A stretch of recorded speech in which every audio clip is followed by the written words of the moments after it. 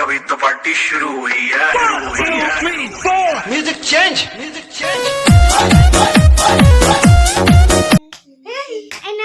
Fish করবা আজকে করে দাও। কি এনেছো এটা? টমেটো। এটা কি হবে? চাটনি? হ্যাঁ।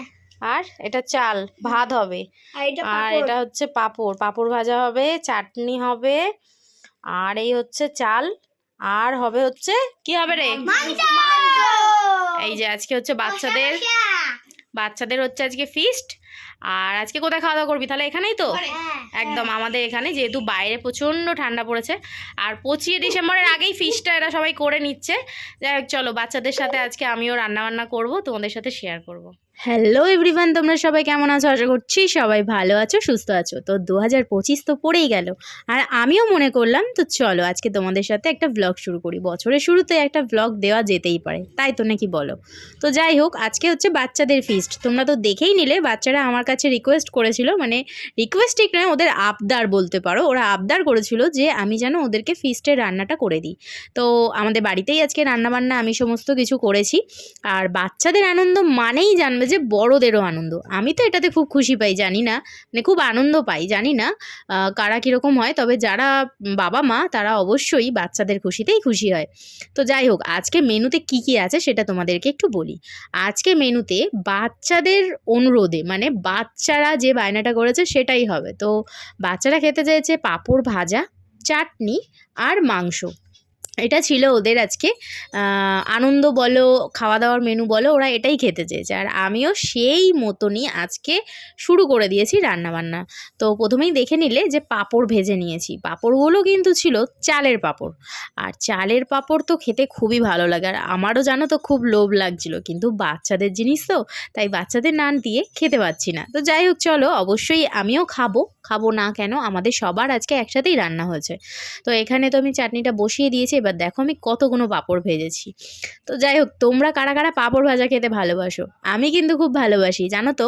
দুর্গাপুজোর সময় আমার মা কিন্তু পাঁপড় ভেজে রাখতো। এই যে আমাদের একটু মুখরোচক খেতে ইচ্ছা করে, মানে আমরা ছোটোবেলা থেকেই এরকম, মানে টুকটাক মুখ চলেই, পেট ভরা কিছু না খেলেও হয়, কিন্তু টুকটাক কিছু না কিছু খেতেই থাকি। আর দুর্গাপুজোর সময় আমার বাপি ছিল, সেও কিন্তু ওই পাঁপড় ভাজাটা হলে বেশ ভালো হয়, বিকেলবেলা দুটো খাবো, চা দিয়ে একটু খাবো, এরকম একটা ব্যাপার ছিল। সেই জন্য মা না অনেকটা পাঁপড় ভেজে রাখতো। তো যাই হোক, কথা বলতে বলতে বাবা মায়ের পর্বটাও চলে এলো।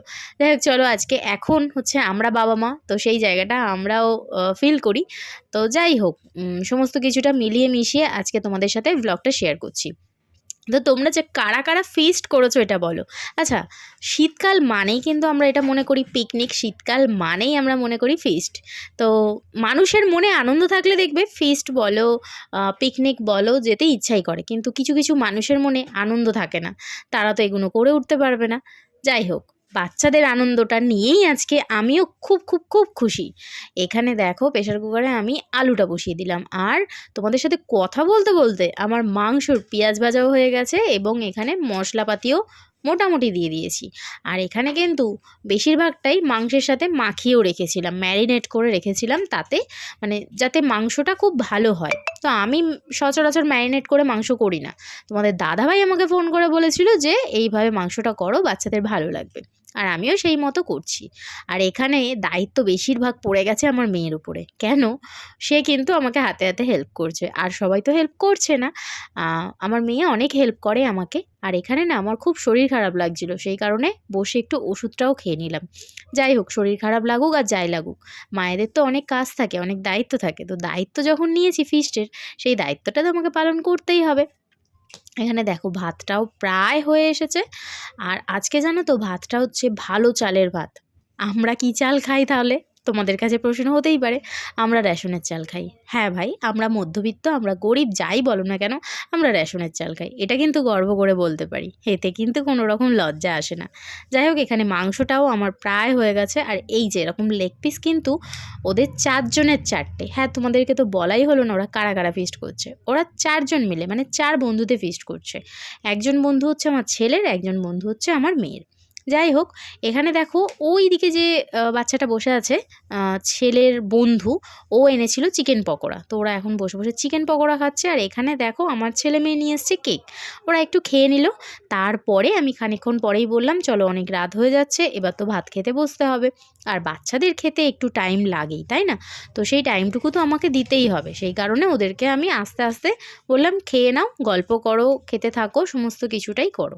তো যাই হোক, আজকে তোমাদের ভিডিওটা কেমন লাগলো অবশ্যই কিন্তু বলো, একটা কমেন্ট অন্তত করো বাচ্চাদের জন্য।